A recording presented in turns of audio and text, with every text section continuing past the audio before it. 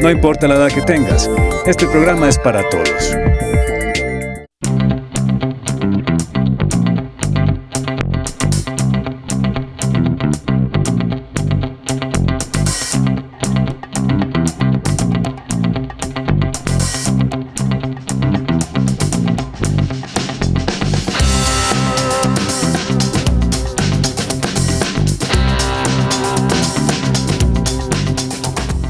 Amigos, buenas noches, ¿qué tal? Bienvenidos a Debate Abierto, el espacio de Telemedellín para la opinión, para el debate.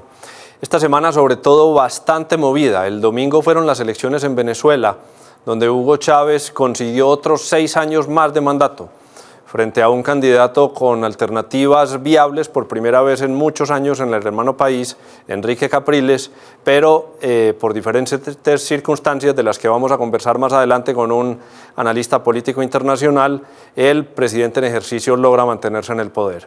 Y en Colombia tenemos un problema de salud grave entre el presidente y el vicepresidente. Por primera vez ocurre esta situación en la que los dos mandatarios están expuestos a fragilidad en su salud de manera patente. Hace algunas semanas el vicepresidente había sufrido un accidente cerebrovascular. Los colombianos, aunque rogábamos por su pronta recuperación, estábamos tranquilos porque Juan Manuel Santos se mantenía al mando. Pero la semana anterior, como todos lo recordamos, el presidente Santos nos dio un reporte de su enfermedad y de la necesidad de su cirugía a los 2 días. Sobre estos temas vamos a conversar hoy en Debate Abierto. Soy Carlos Andrés Pérez, quédense con nosotros en esta hora en Telemedellín.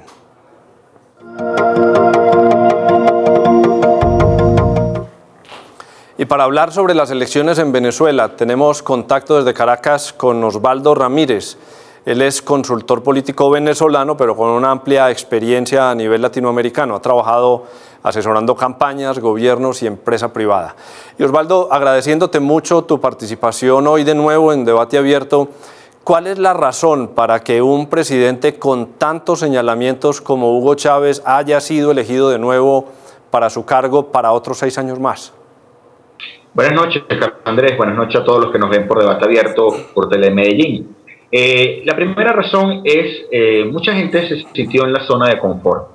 Mucha gente tomó la decisión después de un petropopulismo y de un Estado en el que ha trabajado sistemáticamente por resolver los problemas de la población a través de las misiones, pero eso significa a través de un esquema de dádivas constante. No apostar o no entender que ese cambio que ofrecía el candidato Capriles, el candidato presidencial, podía ser viable. Había mucho miedo, hubo mucho miedo, y ese miedo al final operó en mucha gente, indiferentemente de la movilización y de toda de la desventaja que había entre ambos candidatos durante la campaña. Hay una cifra que yo creo importante dar en este momento. La diferencia entre Capriles y Chávez, para redondearla, fue de 10 puntos. Pero en las elecciones anteriores la diferencia entre Chávez y el candidato Manuel Rosales había sido de 25 puntos. Parece estarse recortando esa diferencia entre el oficialismo, entre el presidente Chávez y la oposición. ¿Crees que eso pueda mantenerse así hacia futuras elecciones? Sí, bueno, en el caso de la elección presidencial, la oposición creció en más de 2 millones de votos, cerca de 2.300.000 votos, mientras que el oficialismo solamente creció en cerca de 800.000 votos entre los dos momentos electorales. Viene una elección en puertas el 16 de diciembre, la elección regional, que se comporta de manera distinta. La experiencia en las elecciones regionales anteriores, primero la dominó el gobierno. En la siguiente elección, el corredor electoral lo dominó la oposición. El gobierno se quedó con el control de las áreas más rurales o de los estados más rurales del país. Y de cara al próximo comicio, en el cual ya prácticamente está definido el tablero, en ese momento y en esta ocasión, la oposición está entrando con una buena carta, porque tiene bajo el brazo, entre comillas, 6,5 millones de votos, que los ganará, y la elección la ganará el que se mantenga activo, porque el 16 de diciembre es un día que lamentablemente mucha gente ya está pensando en la Navidad, o sea, y mucha gente está desarticulada. Así es. Y en esa elección regional que estás planteando, Osvaldo, juega un personaje que ha sido importante en este último trayecto de la historia de Venezuela, y es Elías Jagua, el vicepresidente de la República. Esa es la carta del chavismo para enfrentar a Enrique Capriles en el estado del cual Capriles es gobernador, que es el estado de Miranda. Capriles ya anunció que se inscribiría como candidato a la reelección, y el vicepresidente Jagua anunció que se inscribiría también para competir con él. ¿Podría verse esto como una necesidad del gobierno del presidente Chávez de demostrar nuevamente que un ícono de la oposición como Capriles es derrotable aún en su propia casa? Sí, bueno, y yo creo que el objetivo del gobierno va a ser derrotar a Capriles en su propia casa. Ya el día de hoy fue efectivamente la inscripción de ambos candidatos. Mañana vence el plazo para formalizar esa inscripción ante el órgano electoral. Un acto masivo, Capriles realizó la respectiva inscripción, y en el acto Elías Jagua, en posterior, una hora aproximadamente después, dijo que Enrique Capriles había perdido la elección porque había desatendido su estado, y que el resultado del domingo pasado, 7 de octubre, era que era producto de que Enrique Capriles no supo gobernar el estado Miranda. Recordemos que Miranda estaba en manos del chavismo. El gobernador era el actual presidente de la Asamblea Nacional, Diosdado Cabello, y Enrique Capriles lo derrota electoralmente en el año 2008. Es un estado, es el segundo estado más poblado de Venezuela, y es el segundo estado con mayor peso electoral del país.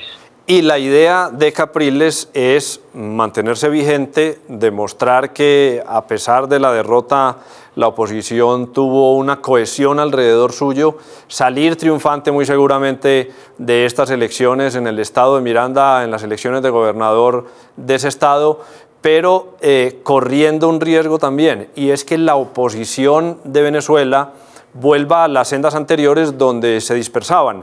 ¿Qué riesgo hay real frente a eso, Osvaldo? Que la oposición en pleno no siga acompañando a Capriles ahora que se mantendrá o se mantendría como gobernador del estado de Miranda, y vuelvan a surgir otros 2 o 3 precandidatos para enfrentar un candidato del chavismo en las próximas elecciones presidenciales. El 12 de febrero pasado hubo unas primarias en Venezuela, en donde tanto el cargo para presidente, así como gobernadores y alcaldes, se sometieron a primarias por parte de todos los partidos políticos del país. El riesgo principal es que la oposición se desarticula. Si la oposición se desarticula, no está en riesgo solo el estado Miranda, está en riesgo los 8 estados en donde la oposición es gobierno actualmente en Venezuela, que corresponde con ese corredor electoral. Si la oposición se desarticula, solamente se pudiera ganar en 2 estados de estos 8. Si la oposición se mantiene articulada, pudiera conquistar 3 estados más de los 23 que hay en el país, para aproximadamente un total de 11 estados. El riesgo de que haya candidatos por fuera de la unidad, yo creo que el costo sería muchísimo más alto, porque costó bastante llegar a una coalición de partidos en la cual todo el mundo interpretara que la única forma que había para enfrentar efectivamente en materia electoral al oficialismo que representa el gobierno de Hugo Chávez, pasaba por la necesidad imperante de estar unidos, y que además los candidatos que se presentaron fueran legítimos. Y en este caso, Enrique Capriles es legítimo, así como los otros candidatos que se han unido. Así es. El riesgo es muy alto, es muy alto. ¿Y qué tanto peso puede tener la teoría o lo que ha soltado la realidad del chavismo de decir que en estas elecciones del domingo pasado fueron mayoría inmensa en el resto del país? Es decir, que obtuvieron la gran mayoría de los estados, fue ganado por el presidente Chávez como candidato. ¿Qué tanto podría llegar eso a desmoralizar a los ciudadanos que están acompañando a la oposición cuando vieron que su candidato favorito, el candidato Capriles, no logró ganar en la cantidad de estados que esperaban ganar, y que al contrario el presidente Chávez se impuso, al menos numéricamente hablando, tanto en los votos generales como el número de estados que ganó? Sí, bueno, esta semana la depresión en la población postelectoral ha sido bastante importante, una especie de duelo electoral. Pero todos los líderes políticos ya han comenzado a llamar, bueno, sí, efectivamente perdimos, pero hay que pararnos y tenemos un siguiente objetivo en puerta. En una gran guerra, batallas, y hay muchas batallas se ganan, batallas se pierden. Enrique Capriles decía un ejemplo importante en alusión al tema del fútbol en Venezuela.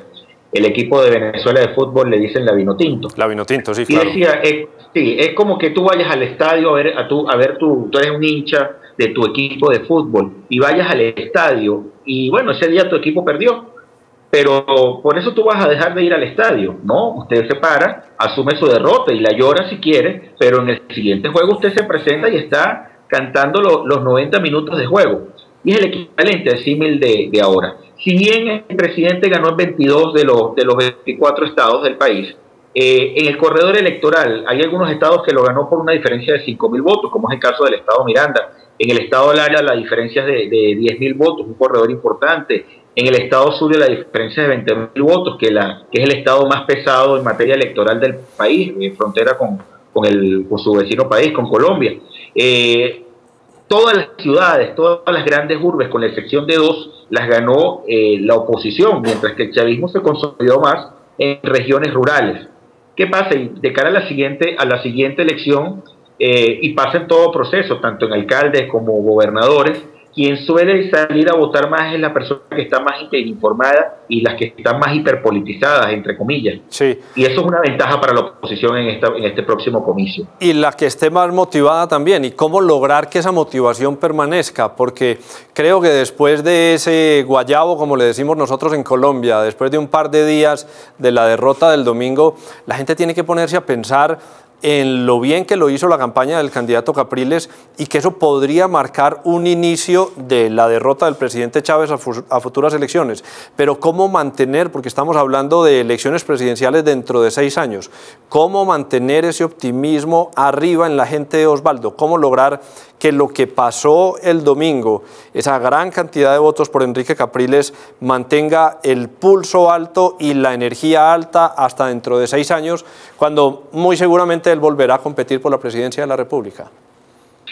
Sí, bueno, es así. El primer punto es que una elección presidencial es suma cero, o ganas o pierdes, pero ya cuando baja al juego en gobernadores y alcaldes, la oposición está en una posición favorable de salida, en la cual puede volver a tener o generar una especie de contrapeso al proceso del gobierno. ¿Qué le falta a la oposición y cómo mantener clara y arriba esa expectativa y esa emoción?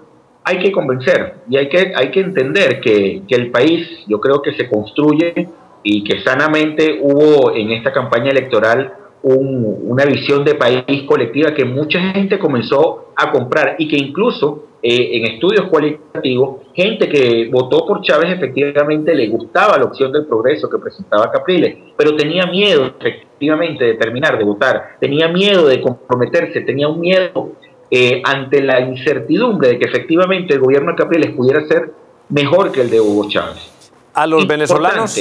Sí, termina, Osvaldo, continúa. Sí, importante que Chávez también gana durante sus últimas 2 semanas, hizo un mea culpa de todos los problemas que él no ha podido resolver. Y hay gente que volvió, entre comillas, a medio renovar el contrato, pero esta semana, seguir muy lejos, 3 días ya después de la elección presidencial, ya el país ha tenido de nuevo por lo menos 20 protestas registradas. Hoy la ciudad de Caracas se paralizó por el asesinato de 3 transportistas el día de ayer y una huelga una protesta, no una huelga, una protesta de transportistas paralizó la ciudad por completo. Entonces los problemas siguen y hay gente que cree que hay una especie de luna de miel, pero los problemas no esperan.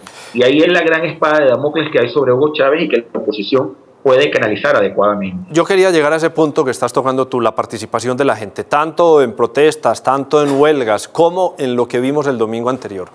Venezuela es un país que no tiene voto obligatorio y la participación, la abstención mejor, que se registró el domingo fue inferior al 20%. Eso es una lección de democracia que le dan los venezolanos al resto de América Latina o América en general. Ni en la democracia más antigua de América, en los Estados Unidos, se presentan estos niveles de participación como los venezolanos.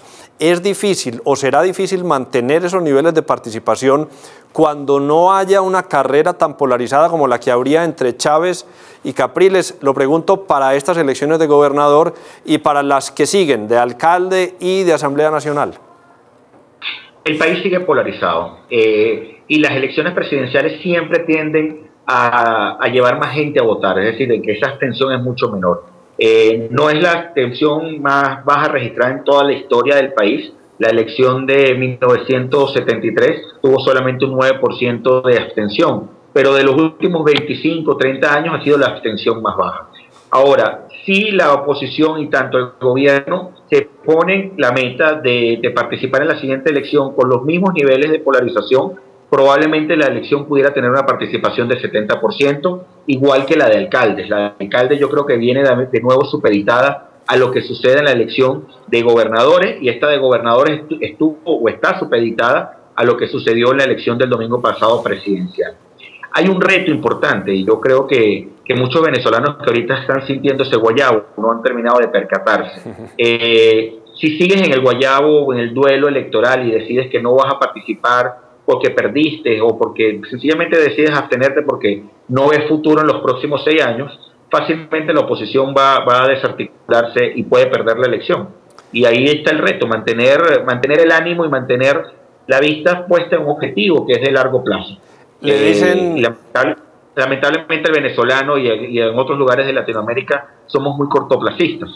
Le dicen guayabo, Osvaldo, ¿le dicen guayabo a ustedes también en Venezuela la resaca o usaste la...? Sí, igualito, el guayabo electoral. Osvaldo, muchas gracias. Estamos siguiendo estas elecciones en Venezuela porque todavía continúan los coletazos de lo que pasó el domingo. Los seguiremos estudiando. ¿Qué pasó en Venezuela? ¿Por qué ganó Hugo Chávez? ¿Qué va a pasar con la oposición? La ventaja es que para hacerle seguimiento a esto tendremos elecciones dentro de muy pocos meses para saber qué pasó, sobre todo con esa figura tan importante en la política venezolana que es Enrique Capriles. Muchas gracias, Osvaldo Ramírez, consultor político venezolano, pero con alta incidencia en América Latina. Muchas gracias, Carlos Andrés, y buenas noches a todos los que nos vieron en Debate Abierto esta noche por Telemedellín. Vamos a unos mensajes institucionales y regresamos con más Debate Abierto.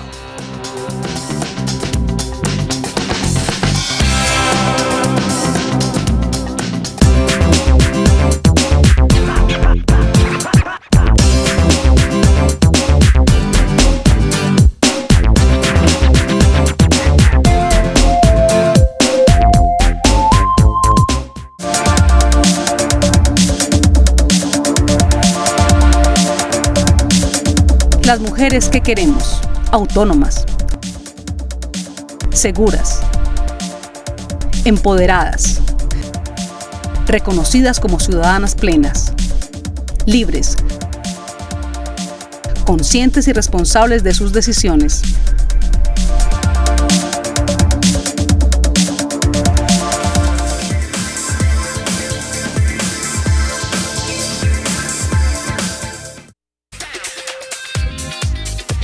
Estamos felices de compartir con ustedes, los televidentes, la tercera temporada de Negocios en Telemedellín. Regresamos Juan Carlos Yepes y Paola Rueda. 1 hora con ustedes los lunes y los martes para compartir temas empresariales. Atención a los horarios. Los lunes estamos desde las 10 de la noche, los martes desde las 11. Somos muy activos en las redes sociales, así es que búsquenos en Facebook, Twitter y YouTube. Nos encuentran como Negocios en TN. Cuéntenles a otros que ya está de nuevo Negocios en Telemedellín.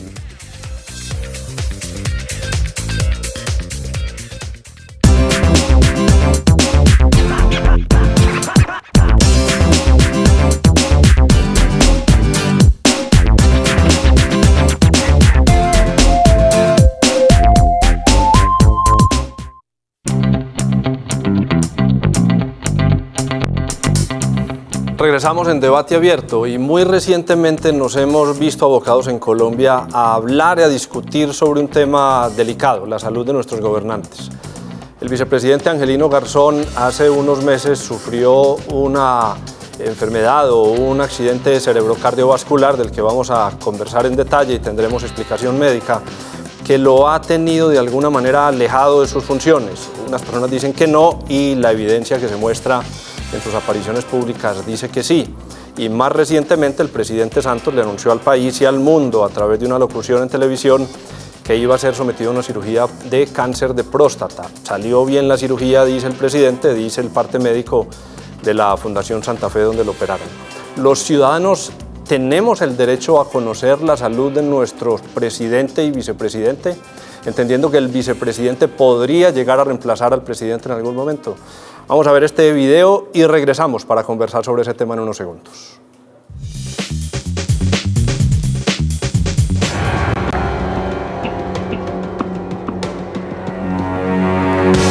Frente a los quebrantos de salud sufridos en las últimas semanas por los gobernantes de Colombia, se abre el debate con respecto a la manera como se divulgó el estado de salud del presidente Santos y las reservas que se mantienen con las condiciones de salud del vicepresidente Garzón.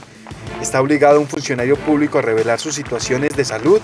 ¿Es la valoración médica del vicepresidente un asunto público? ¿Qué dice la Constitución con respecto a la sucesión presidencial? Juráis por Dios y por la patria cumplir fielmente y lealmente las obligaciones que la Constitución y la ley confieren al cargo de vicepresidente de la República, al cual habéis sido elegido. Sí, juro por Dios, por la patria y por el pueblo de Colombia.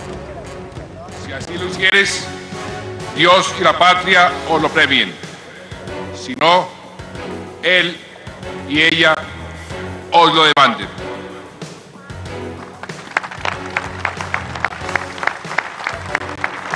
¿Qué ente es el encargado de dictaminar la incapacidad de un funcionario para gobernar? ¿Se debe reglamentar la salud de nuestros gobernantes? Resolveremos estas inquietudes a continuación en Debate Abierto.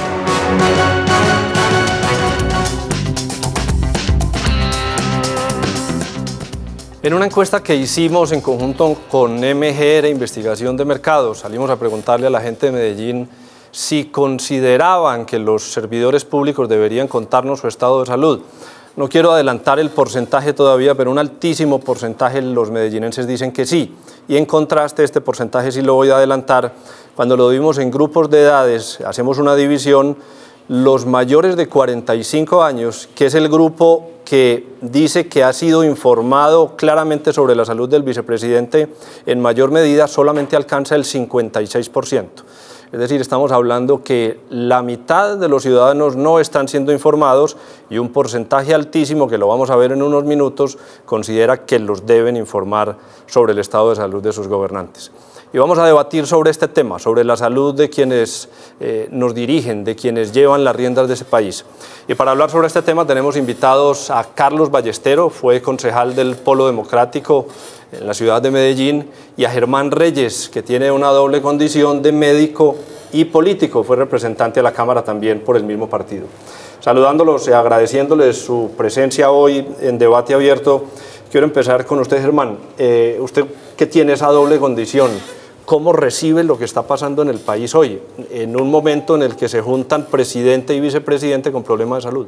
Bueno, aquí se mezclan varias situaciones. Una, la situación política del país en sí, y la propia situación política del Congreso de la República. Y otro, la coincidencia de dos enfermedades distintas totalmente en dos personas que ocupan cargos totalmente distintos, el presidente y el vicepresidente. Dos condiciones de dos enfermedades distintas en un ambiente político enrarecido. Que nos habíamos quedado un poquitico tranquilo, Carlos, porque decíamos, en alguna falta del vicepresidente, pues el presidente es el que está mandando. Y el vicepresidente en Colombia, no necesariamente Angelino Garzón, sino en general ha sido una figura que no le hemos visto mucha utilidad. Pero cuando el presidente nos anuncia que él también tiene una enfermedad, y no cualquier enfermedad, aunque repito, las cosas salieron bien en esa cirugía, ahí prendemos las alarmas. Nos habíamos quedado pasivos frente al estado de salud del vicepresidente antes de conocer el estado de salud de Santos. Yo pienso, pues con un saludo muy especial a todas y a todos los oyentes, que efectivamente había como una especie de tranquilidad en ese sentido, y que cuando se anuncia la enfermedad del presidente Santos, pues ahí sí comienza una verdadera preocupación.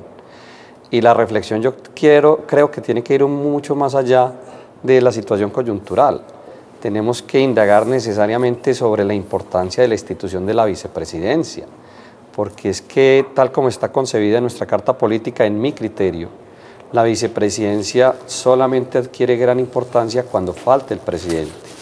Una hipótesis que históricamente ha sido muy poco, se ha presentado en nuestro país por lo menos. Pero lo que sí nos tenemos que preguntar es qué pasaría si eso ocurriera.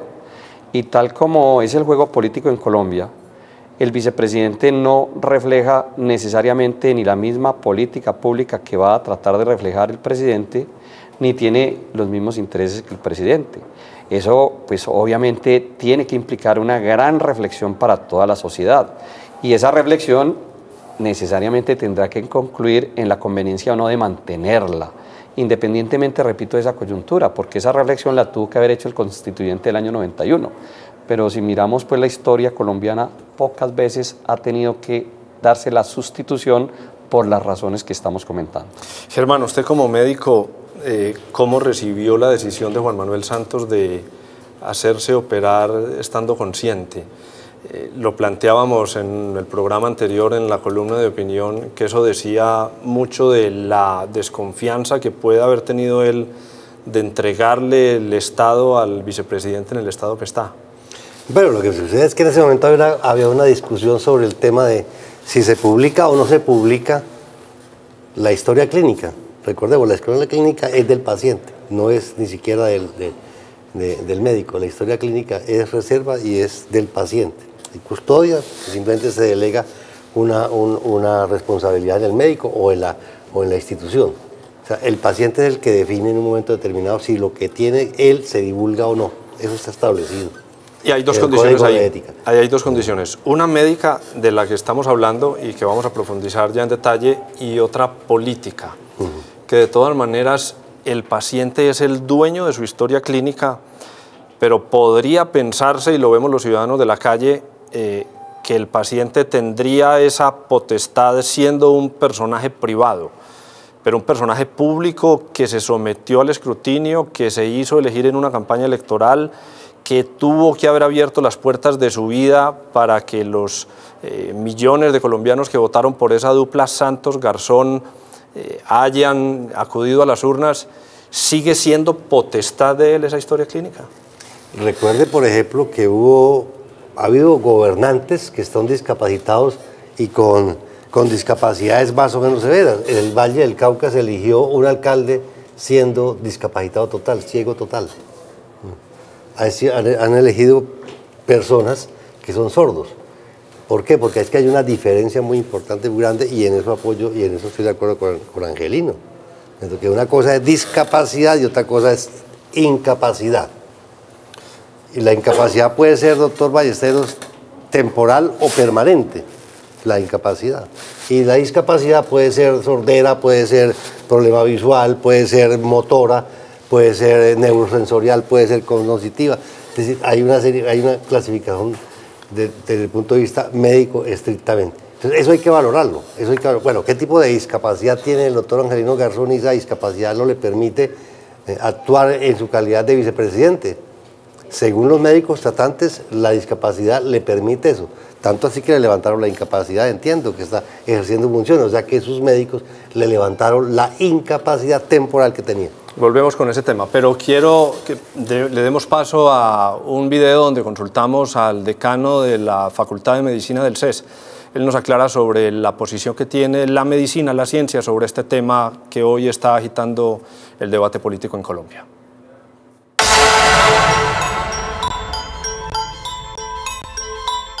El vicepresidente Angelino Garzón fue sometido en días pasados por parte del Congreso a una valoración médica para conocer las condiciones reales del estado de su salud, evaluación a la que el vicepresidente se negó.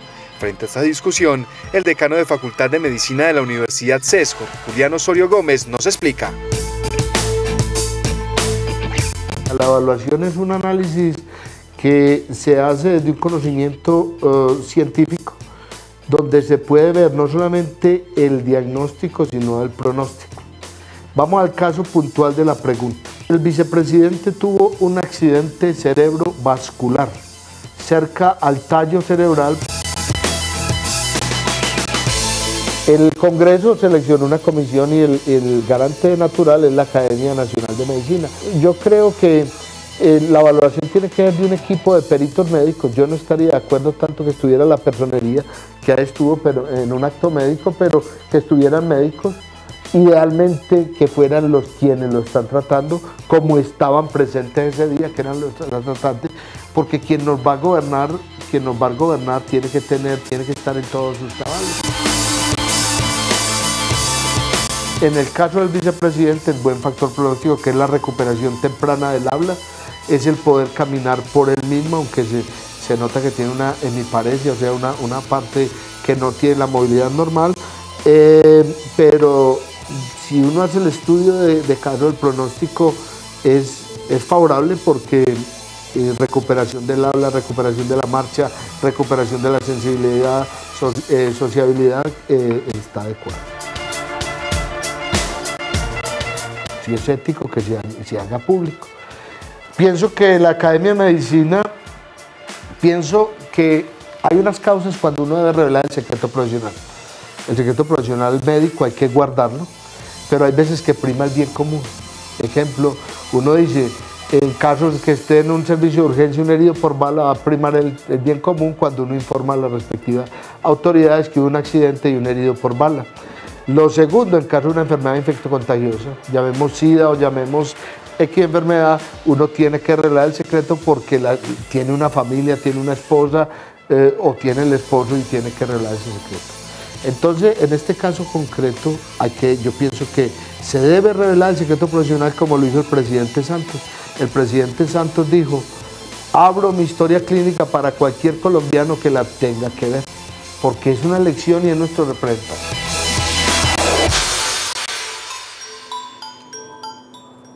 Carlos Porges, que es doctor en neuropsicología y es especializado en accidentes cerebrovasculares, dice en un escrito lo siguiente: en casos más sutiles, y se refiere a este tipo de situaciones como la del vicepresidente, y habla de los más sutiles, el paciente regresa a su trabajo demasiado pronto y resulta tomando decisiones catastróficamente erradas.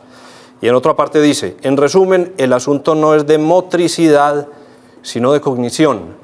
Cuando se le realizaron los primeros exámenes al vicepresidente, no estos que acaba de mandar el Senado, el parte médico decía que había perdido, por supuesto, algunas facultades en este tema de la cognición. ¿A usted lo deja tranquilo como ciudadano, Carlos Ballesteros, lo deja tranquilo lo que está pasando alrededor del vicepresidente? No, yo reitero que es importante que se haga una profunda reflexión sobre el particular.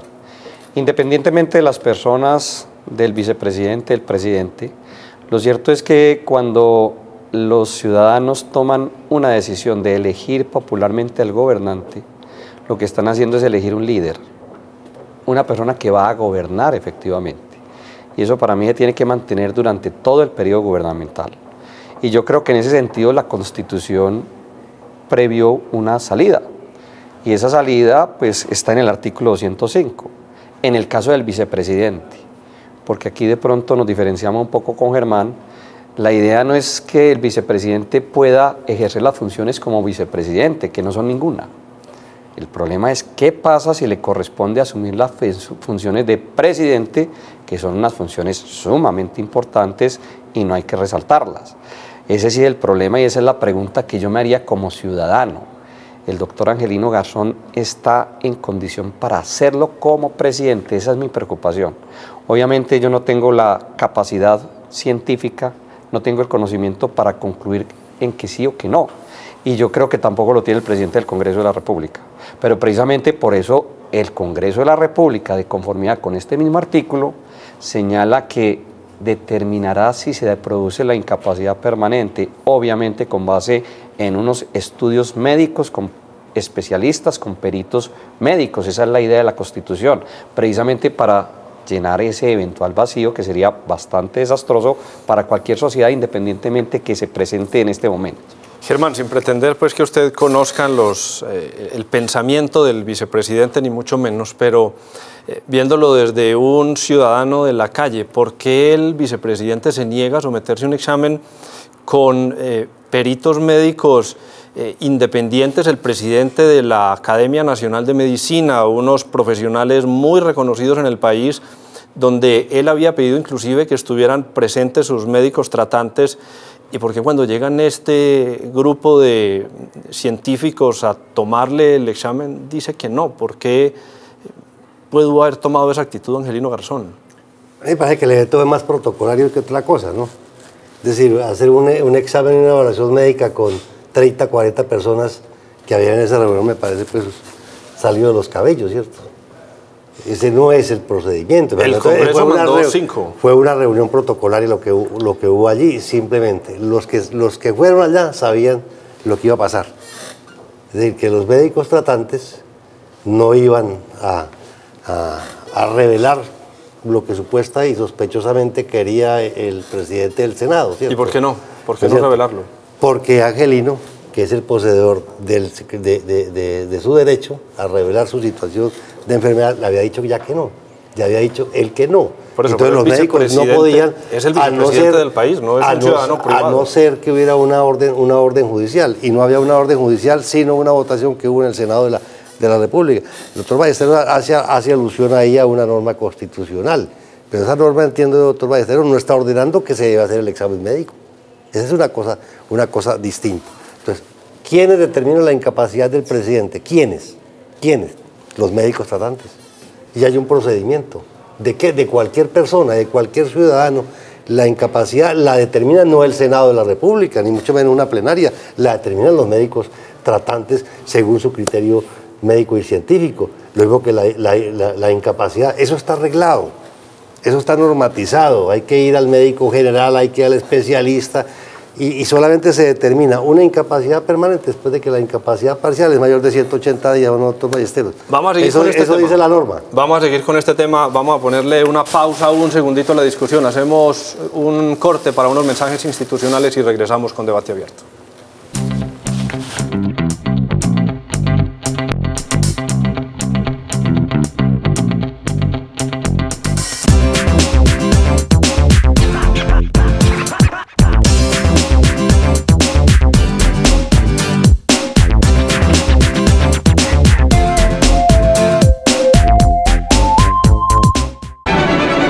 Tras su exitosa gira mundial en 2011, el Teatro Pablo Tobón Uribe presenta de nuevo en Medellín al Ballet Nacional de Rusia, la compañía de ballet clásico más importante del mundo. Viernes 19 y sábado 20 de octubre, 8 de la noche. Informes en el 239-7500 y tuboleta.com.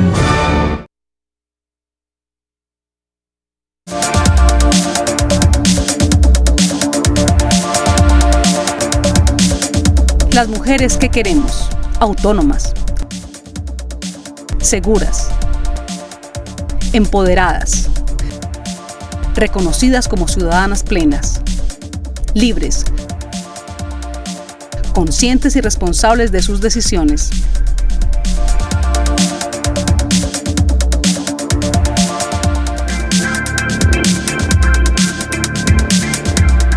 Una mujer autónoma para mí es aquella que toma decisiones y actúa en consecuencia con esas decisiones en diferentes ámbitos de su vida, la económica, la social, la política, con respecto a su cuerpo, a su sexualidad, que es libre para tomar esas decisiones.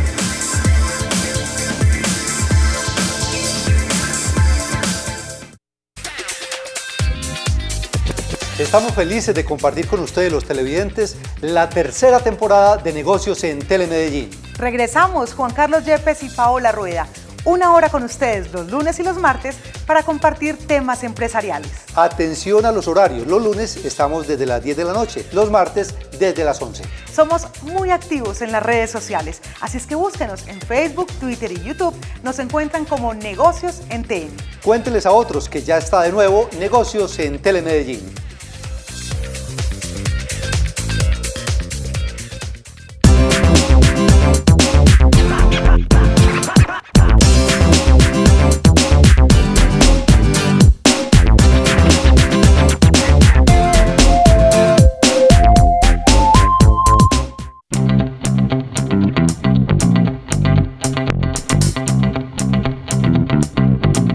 Regresamos en Debate Abierto y aquí estábamos en una discusión antes de este corte que hay dos aristas en este proceso. Una, la legal, y el vicepresidente de la República está cumpliendo lo legal porque se está pegando a ese vacío que el vicepresidente no tiene una función hasta tanto el presidente no se la entregue. Recordemos que en Colombia vicepresidentes anteriores la han tenido. Gustavo Bell, que era vicepresidente de Andrés Pastrana, fue también ministro de Defensa. Humberto de la Calle, vicepresidente de Samper, fue también embajador. Angelino Garzón no. Angelino Garzón es vicepresidente de la República y podría decirse que al no ser un funcionario no tendría esa obligación. Pero el corte se hace en si ese vicepresidente de la República no debería, teniendo en cuenta lo que piense la gente de la calle, los que votaron por él, los que él dice siempre saca a relucir, a mí también me eligieron igual como eligieron al presidente de la República, pueden estarse preguntando ese tema. el vicepresidente no está en condiciones, ¿por qué no permitir que esa junta médica, además de altísimo nivel, vaya a su oficina o a una clínica donde se concerte y se hagan los exámenes? Carlos, ¿usted cuál es su posición? Que veníamos conversando en este corte comerciales y me parece interesante mirar esa óptica suya como dirigente político que ha sido y como ciudadano del común. Bueno, yo sí creo que debería existir un mecanismo y que obviamente lo debería permitir quien desempeña un cargo tan importante como es la vicepresidencia, así no esté desempeñando funciones, porque realmente, digamos, la intimidad personal queda limitada completamente al ser elegido, y eso es predicable de cualquier persona de elección popular. Así lo hemos sido, Germán, y eso hay que aceptarlo, es parte del costo que tenemos en ese proceso electoral. El vicepresidente, en mi criterio, debería someterse a unas reglas de juego que yo diría que todos los ciudadanos de alguna manera también los tenemos. Existen unas juntas de calificación de invalidez, son entidades creadas por la ley 100, precisamente para calificar la pérdida de capacidad laboral de una persona. Esa es la función de esas juntas, con la posibilidad de impugnar inclusive sus decisiones ante una junta nacional. Yo creo que eso sería lo pertinente, lo coherente para la tranquilidad de toda una población. A mí me parece que eso debería ser lo acertado. Lo otro es que yo también sí creo que, así nos lo diga expresamente la Carta Política, todos los ciudadanos tenemos el derecho de conocer el estado de salud de nuestros gobernantes en todo momento. Y yo lo infiero del artículo 40 de la Carta Política, que habla del derecho a la participación, que filosóficamente lo que significa es que todos tenemos derecho a conocer los asuntos que nos interesan.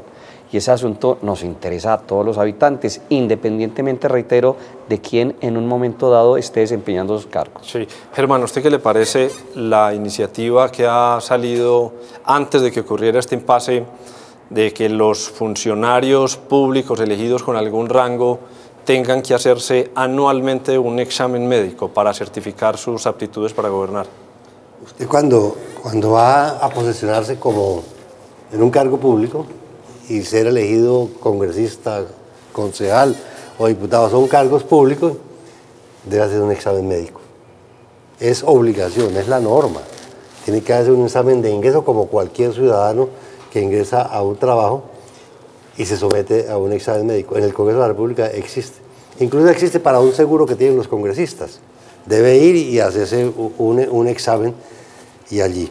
Y en el Congreso de la República, por salud ocupacional, en la Cámara, yo hablo de la Cámara, se estableció esa norma, es decir, dentro del reglamento, que cada año una entidad por salud ocupacional le hacía un chequeo médico al médico. Pues al congresista. Eso está establecido. Incluso desde el punto de vista, ojalá fuera para todos los ciudadanos.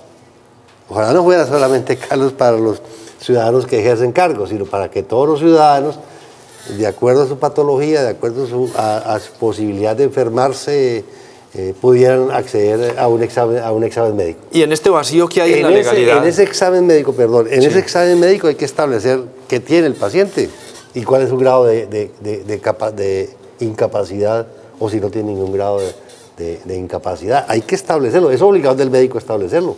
Bueno, usted se sometió cuando fue representante de la Cámara a 4 exámenes médicos, supongo, de estos que acaba de hablar de salud ocupacional del Congreso. ¿Le gustaría que eso quedara por una ley de la República o en la normatividad de alguna manera, como se ha propuesto antes de este incidente, repito, que los presidentes, vicepresidentes, alcaldes, gobernadores se sometieran, pero ya por ley, no por una directriz de salud ocupacional del Congreso de la República, por ley, que los ciudadanos tengamos cada año la posibilidad de saber cómo están nuestros gobernantes? Se lo pregunto además porque es que cuando se posesionó Angelino Garzón estaba bien. El accidente cerebrovascular vino después, en el ejercicio de la vicepresidencia. Al poco tiempo de que se posesionó el doctor Angelino Garzón le dio un infarto agudo del miocardio, que le hicieron una cirugía. Pero en ese momento no existía el ambiente político que hoy existe, que es distinto. Ahí es donde cambian las cosas, ¿no es cierto? Hoy existe un ambiente político de contradicciones con la vicepresidencia en concreto y con el propio presidente de la República. El ajedrez político cambió y los intereses políticos han cambiado. Entonces, esa es la diferencia. Ahora, que exista o que se haga la norma, yo no me opondría a que haya una norma que establezca eso. ¿Usted la votaría siendo representante de la Cámara? El anterior presidente, un antioqueño del Senado de la República, es un paciente con una enfermedad que podría catalogarse en un momento determinado como terminal y sin embargo ejerció como presidente de la Cámara. Hoy parece que está curado. Germán, ¿usted votaría esa norma siendo Sí, yo no tendría ningún problema, no tendría ningún problema. Estamos en una necesidad grande. Que fuera para todo y que sea para todos los funcionarios públicos. Mejor. Y que se determine la incapacidad o no. Seguramente hay muchos funcionarios públicos que estarían muy contentos porque obtendrían seguramente una jubilación temprana, que es el otro tema, y ahí voy a donde el doctor Ballesteros, ¿cierto? Que eso se podría prestar también a carruseles de incapacidades y a carruseles de invalidez. Por eso es que hay que ponerlo en un organismo como el que hoy existe para que haga una calificación del grado de invalidez de la persona. ¿Sabe cuál es el problema en esta situación? Es que Colombia tiene un vacío legal sobre este particular. En Colombia no tenemos reglamentado eso y por eso el vicepresidente puede tomar la decisión después de estar el director de la Academia Nacional de Medicina y unos neurólogos muy prestantes en su despacho decir, no me hago el examen. ¿Cómo estamos en materia legal frente a ese tema? Vamos a ver este video y regresamos en unos segunditos. En la Constitución del 91 se previó que tanto el presidente como el vicepresidente, que este último es quien reemplaza al presidente cuando falta, deben ser elegidos popular y democráticamente. La Constitución no prevé nada acerca de la enfermedad del presidente o la enfermedad del vicepresidente y qué hacer. La norma es, digámoslo así, es una norma general que dice: si falta el presidente, ocupa ese lugar el vicepresidente. Y si falta el vicepresidente, en ese caso, el Congreso elige un vicepresidente para terminar el periodo. La norma no regula particularidades como las enfermedades. En eso nos atenemos a las normas generales. La ley del reglamento del Congreso, que es una ley muy especial que se llama una ley orgánica de reglamento del Congreso, la ley quinta de 1992, dice cómo se certifica una enfermedad incapacitante para el presidente en ejercicio o para el vicepresidente en ejercicio. Simplemente dice que tendrá que haber una certificación médica por el Tribunal de Ética Médica, por la Asociación Médica Nacional, dice por 3 facultativos especializados que definan el grado de enfermedad, no dice más nada. Si el presidente debe o no revelar una enfermedad que tiene, muy bien, ese es un punto. Si el vicepresidente debe revelarla, la circunstancia depende. Si el presidente en ejercicio tiene una enfermedad incapacitante, tiene el deber de revelarla y unos facultativos definir el grado de enfermedad para establecer si lo incapacitó o no para continuar en la presidencia. Pero el vicepresidente, mientras sea vicepresidente, no es un funcionario público. Por tanto, el vicepresidente como tal, mientras no esté en funciones presidenciales, es una persona como tú o como yo, y por tanto él no tiene que revelar su estado de salud. Así de simple, porque él no es funcionario público.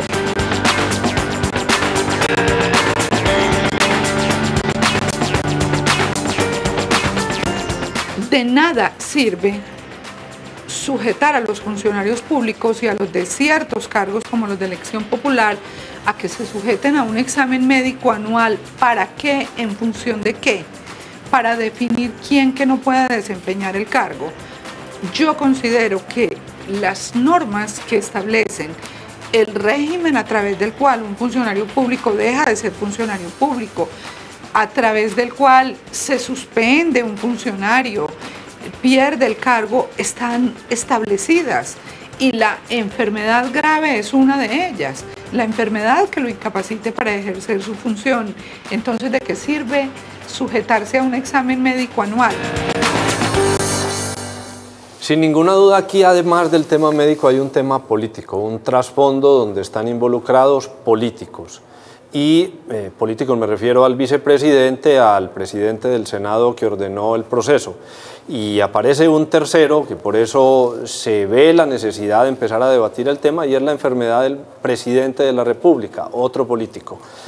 Santos manejó el tema de manera muy diferente, Carlos. Santos ese día le anunció a los colombianos que tenía la necesidad de operarse al miércoles siguiente, liberó su historia médica de manera voluntaria, a diferencia de lo que hizo Angelino Garzón. ¿Lo de Santos fue un tema político, el haberlo anunciado de esa manera tan abierta, buscar ese contraste con lo hermético que había sido el vicepresidente Garzón? Sí, yo creo que Santos aprovechó mucho ese ambiente además, porque cuando llega a la clínica hace una intervención ante los medios de comunicación diciendo voy para esta intervención. Lo que está diciéndole él al país, el mensaje que está enviando es su mandatario está consciente, su mandatario está dirigiendo al país, no se preocupen. Y adicionalmente lo dijo, va a ser sin ningún tipo de anestesia general. Voy a estar atento a lo que pasa en el país. Igualmente cuando se hace la intervención, uno de los primeros actos que hace es salir nuevamente ante el público a decirle aquí está su mandatario como nunca ha dejado de estarlo.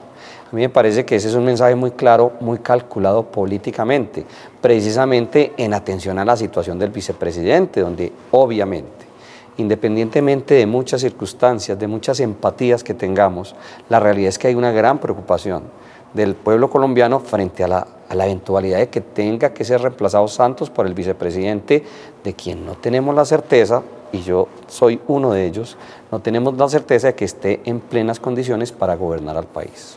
Germán, usted perteneció al Congreso de la República y las decisiones que se toman en el Congreso de la República tienen un trasfondo político. ¿Le ve trasfondo político más que médico a esta decisión de Roy Barreras de mandar esa comisión donde el vicepresidente? Por supuesto que sí. Lo acaba de decir el doctor Ballesteros, en caso de ausencia del vicepresidente es el Congreso de la República el que designa vicepresidente, esa es la norma, ¿no? Correcto. A eso está jugando el doctor Roy Barreras, indiscutiblemente. Yo conociéndolo, incluso que es médico, que creo que ha ejercido muy poquito medicina, y siendo paisano del doctor Angelino Garzón, y estando en contradicciones políticas, obviamente el doctor Roy Barreras vio una gran oportunidad, y eso lo tiene que saber el país, ya muchos comentaristas lo han dicho, vio una oportunidad de ser por un solo día, aunque sea por un solo día, en su ambición personal, presidente de la República. Carlos Ballesteros decía en uno de los cortes que esto es un debate que nunca se va a terminar. Aquí se nos queda corto el espacio. Les agradezco a ustedes dos, exconcejal de Medellín, ex representante a la Cámara, habernos acompañado en este debate abierto, y a ustedes recordarles que el debate continúa. Escríbanos a debateabierto@telemedellin.tv. Señores, gracias. A ustedes, gracias, muy amables. Vamos a unos mensajes institucionales y volvemos con la encuesta. Ya volvemos.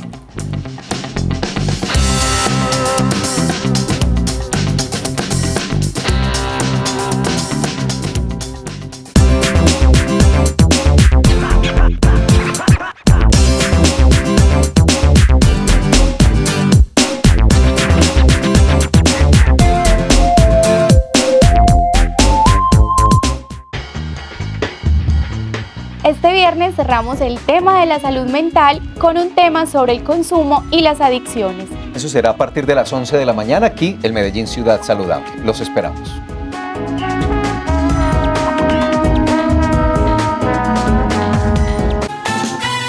Este viernes en Mañanas con Vos terminaremos la semana con un invitado musical. Estará en estudio Juan Fernando Velasco. También nos estará acompañando nuestro asesor en tecnología, Juan Pablo Ramírez. Y como siempre terminaremos la semana con la revista Viernes. Y les hablaremos de subsidio Más Familias en Acción.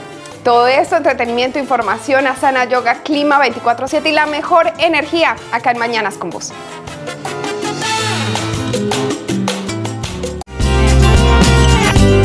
Esta semana en Pura Vida en tu área, conocí el Solmáforo, una nueva herramienta que nos ayudará a prevenir enfermedades en la piel. Para llevar a cabo los procesos como la poda y tala de los árboles, visité un lugar en el que me explicaron cómo se lleva a cabo esta actividad. Y terminé mi recorrido en el municipio de Bello, donde muchas personas han podido acercarse a las nuevas tecnologías. Mucha atención. que el cerebro de jóvenes y adultos también se infarta. Si usted o un paciente presentan de manera repentina dificultad para hablar, debilidad o adormecimiento de una parte del cuerpo, alteración en la visión, vértigo o un inexplicable dolor de cabeza, pueden ser síntomas de un ataque cerebrovascular. No lo dude, no espere, diríjase a un servicio de urgencias o comuníquese de manera inmediata a la línea 123.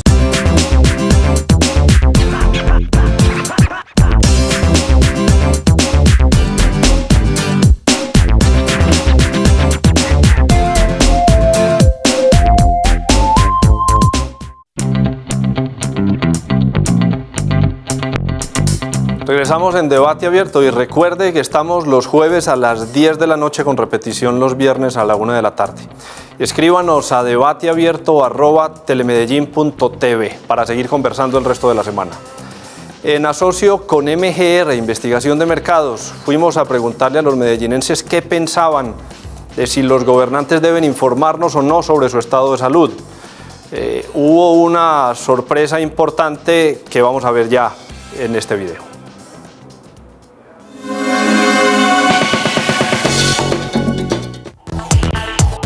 Según una encuesta realizada por la firma MGR Investigaciones de Mercado para Debate Abierto sobre las condiciones de salud de nuestros dirigentes políticos, se obtuvieron los siguientes resultados. Frente a la pregunta, ¿cree usted que lo han informado claramente acerca de la salud del vicepresidente? Los medellinenses respondieron así: sí 48%, no 43%, no sabe, no responde 9%. A la pregunta, ¿los dirigentes políticos deben informarle al país sobre su estado de salud? Los ciudadanos de Medellín respondieron: sí 75%, no 18%, no sabe, no responde 7%. Esta es la ficha técnica.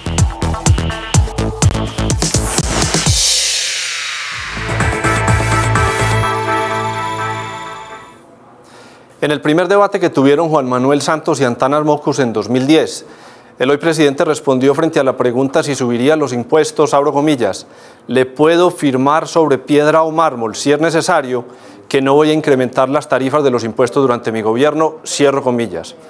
Pues hace unos días se radicó en el Congreso una reforma tributaria que en teoría, según el gobierno, cumpliría la promesa de Santos. Y digo en teoría porque la práctica es muy diferente. Un solo ejemplo: habrá aumento del IVA a la medicina propagada, subirá al 16%, es decir, 60% más de lo que ya se pagaba por este concepto. Santos dijo que la reforma haría chillar a los ricos del país, pero en el ejemplo que acabo de citar, el de la medicina prepagada, no aplica su sentencia.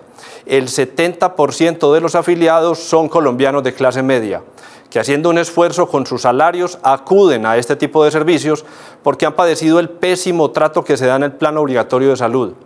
Habrá que darle a entender al presidente que subir el IVA para este sector del 10 al 16% es incrementar tarifas de los impuestos, no hay otra forma de llamarlo.